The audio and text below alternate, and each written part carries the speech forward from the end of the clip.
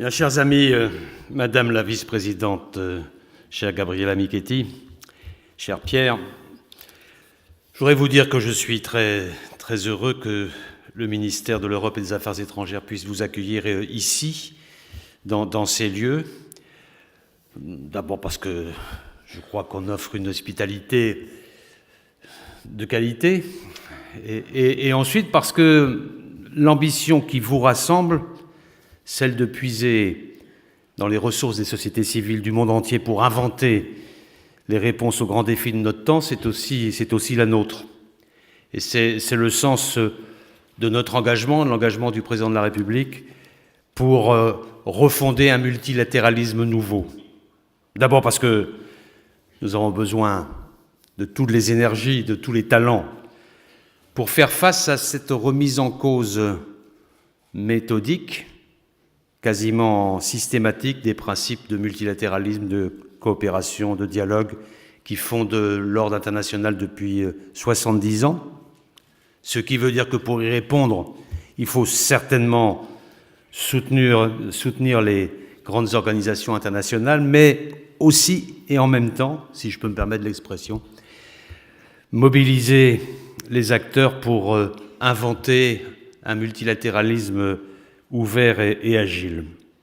Et puis cet engagement commun que nous avons vise aussi la mobilisation générale pour aborder les problèmes globaux qui sont les nôtres, faire en sorte que les sociétés civiles, les grandes entreprises, les collectivités territoriales pénètrent les grands sujets qui font l'objet aujourd'hui de désorganisation au niveau mondial. C'est l'esprit de ce que nous avons fait à la COP21 de 2015 et c'est la volonté qui a été affirmée par le président de la République lors du Forum de Paris sur la paix il y a quelques jours.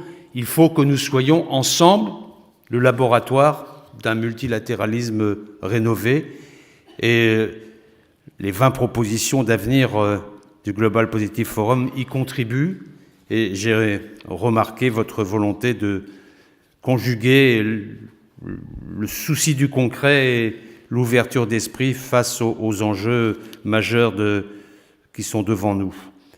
Et le fait que vous proposiez ces pistes d'action aux leaders mondiaux du G20 à Buenos Aires, c'est une bonne initiative. Je serai aussi, on sera nombreux à Buenos Aires, et je serai aussi en accompagnement du président de la République à ce moment-là.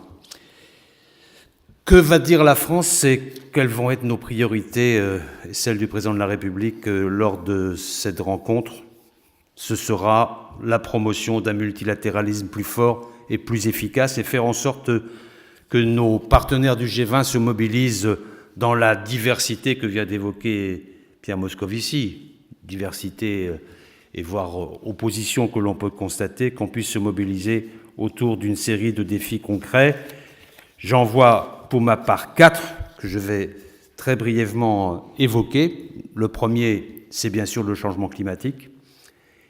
Pierre Moscovici a fait référence tout à l'heure. À quelques jours de l'ouverture de la COP24, le G20 doit essayer d'agir pour maintenir la dynamique politique qui a été mise en œuvre au moment de l'accord de Paris. Ce n'est pas gagné d'avance. Les scientifiques nous alertent sur le retard que nous avons pris. Non seulement il ne faut pas remettre en cause les acquis obtenus à Hambourg l'année dernière, mais il faut logiquement aller plus loin. Certes, les États-Unis ont pris la décision regrettable de sortir de l'accord de Paris, mais depuis, d'autres pays ont ratifié. La dynamique qui a été créée par la société civile et par un certain nombre d'acteurs publics doit se poursuivre parce qu'il y a là une opportunité historique pour mettre en place les solutions permettant de préserver l'avenir de la planète. Mais sur cette question majeure, il y aura débat, sans doute affrontement, en tout cas mobilisation majeure de la France. Le deuxième défi, qui fera l'objet de nos interventions, de nos actions, au moment du G20, concerne la menace terroriste. Le G20 doit réaffirmer son engagement solidaire dans la lutte contre ce fléau. Nous avons déjà joué un rôle important puisque nous avons organisé ici, dans cette même salle, Au mois d'avril dernier, la conférence No Money for Terror, qui a permis d'aboutir à un cadre d'action pour lutter contre le financement du terrorisme, qui s'appelle l'Agenda de Paris, qui va être relayé par l'Australie, présente aussi au G20. Et cette réunion de Buenos Aires devrait permettre de poursuivre la mobilisation pour faire en sorte que nous nous adaptions à cette menace mouvante, en voie de transformation, et qui conserve des ressources et un ressort considérable, notamment au Proche-Orient. Le troisième défi, nous devons œuvrer ensemble à promouvoir un système commercial multilatéral, ouvert, équitable, fondé sur des règles. Et l'attachement à l'ouverture commerciale et le refus du protectionnisme, ça fait partie de l'ADN du G20. C'est donc au G20 que nous devons essayer d'avancer collectivement pour consolider et réformer l'Organisation mondiale du commerce et l'adapter aux nouveaux défis du commerce international. C'est le seul moyen de mettre un terme à la dangereuse montée des tensions que nous connaissons depuis quelques mois. Et c'est le seul moyen d'éviter que seule l'addition de rapports de force fasse la loi commerciale internationale.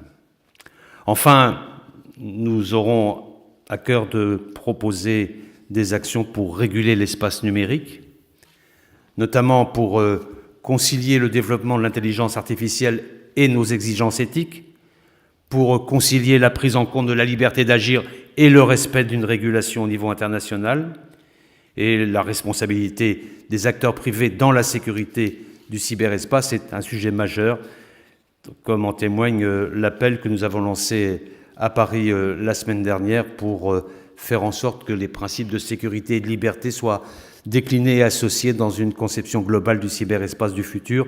Voilà les 4 priorités que le président de la République sera amené à développer et à défendre au moment du G20. Alors je sais que l'Argentine est pleinement mobilisée pour faire de ce sommet un succès. Les enjeux sont très lourds. Je tiens donc à remercier très chaleureusement Gabriela Michetti qui est là présente et qui prépare aussi de manière très attentive cette rencontre. Je rajoute aussi un point, c'est qu'il y aura ensuite le G7, puisque la France présidera le G7 à partir du 1er janvier prochain, et nous voulons faire de ce G7 un nouveau creuset de propositions et d'actions sur l'ensemble des enjeux que je viens d'évoquer. Et il y aura au moment du sommet de Biarritz, qui se tiendra du 24 au 26 août prochain, en même temps un sommet consacré la suite de One Planet Summit qui se tiendra à Biarritz et qui permettra de renouer le lien avec toutes les initiatives que nous prenons pour refonder un multilatéralisme correspondant aux exigences du temps et dépassant les blocages que l'on rencontre ailleurs. Nous sommes dans une phase majeure. Ce que l'on constate, c'est à la fois le renoncement à toute forme de coopération et de multilatéralisme de l'autre côté de l'Atlantique, de manière méthodique et systématique. D'un autre côté, ce multilatéralisme est bloqué aux Nations Unies par un comportement figé de la part de la Russie. Et puis, enfin, un multilatéralisme pro-domo initié par la Chine qui soutient un multilatéralisme qui aboutit à ce que l'empire du milieu en soit le maître. Face à ces 3 postures-là, nous sommes encore très nombreux, y compris au niveau des États, à vouloir refonder le multilatéralisme qui nous a permis à la fois la sécurité, la paix, mais aussi le développement. Et c'est l'enjeu essentiel du sommet du G20 à Buenos Aires. Merci de votre attention.